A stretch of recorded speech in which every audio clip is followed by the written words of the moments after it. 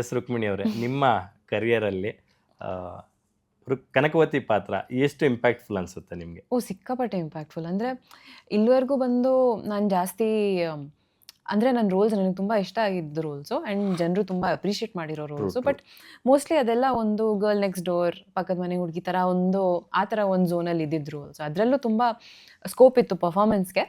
But ಇಂಥ ಒಂದು ಪಾತ್ರ ವೇರ್ ಬಾಡಿ ಲ್ಯಾಂಗ್ವೇಜು ಬೇರೆ ಥರ ಇರುತ್ತೆ, ಒಂದು ಬೇರೆ ಟೈಮ್ ಪೀರಿಯಡ್ ಎಲ್ಲ ಸೆಟ್ ಆಗಿರುವಂಥ ಒಂದು ಸಿನಿಮಾ, ಆ ಥರ ಯಾವುದೂ ಅವಕಾಶ ಸಿಕ್ಕಿರಲಿಲ್ಲ. ಸೊ ನನಗೂ ಅಂದರೆ ಸರ್ ಅವಕಾಶ ಕೊಟ್ಟಿದ್ದಾಗ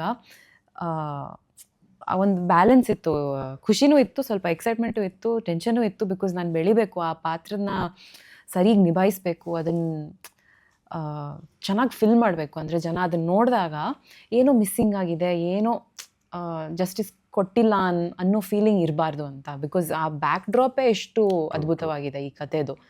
ಸೊ ಅದನ್ನು ನಾವು ಮೀಟ್ ಮಾಡಬೇಕು ಅಂತ ಒಂದು ಚಿಕ್ಕ ಟೆನ್ಷನಲ್ಲಿದ್ದೆ. ಬಟ್ ಆ ಪಾತ್ರನ ಕಟ್ಟಬೇಕಾದ್ರೇ ಇಡೀ ತಂಡ ತುಂಬ ಧೈರ್ಯ ಕೊಟ್ಟರು. ಅದನ್ನು ಮಾಡಬೇಕಾದ್ರೆ ಏನೂ ಪ್ರೆಷರ್ ಇರಲಿಲ್ಲ, ಹೀಗೆ ಮಾಡಬೇಕು, ಅಯ್ಯೋ ವರ್ಕ್ ಆಗ್ತಿಲ್ಲ ಅಂತ. ಅದೊಂದು ಕ್ರಿಯೇಟಿವ್ ಪ್ರಾಸೆಸ್.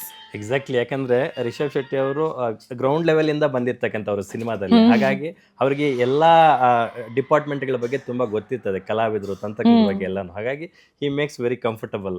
ಖಂಡಿತವಾಗ್ಲೂ. I think sir also from theatre, Yakshagana background ಅಲ್ಲ. ಸೊ ಆ ಕ್ರಿಯೇಟಿವ್ ಪ್ರಾಸೆಸ್ ಎಲ್ರಿಗೂ ಗೊತ್ತು, ಆ ರಿಹರ್ಸಲ್ ಪ್ರಾಸೆಸ್ ಗೊತ್ತಿದೆ. ಫಸ್ಟ್ ಡೇ ಇಂದಾನೇ ಆ ಕ್ಯಾರೆಕ್ಟರ್ ಬಂದಿರಲ್ಲ, ನಾವು ಅದನ್ನು ಒಂದೊಂದು ಎಲಿಮೆಂಟ್ ಹಾಕ್ಬಿಟ್ಟು ಕಟ್ಟಬೇಕು ಹೋಗ್ತಾ ಹೋಗ್ತಾ.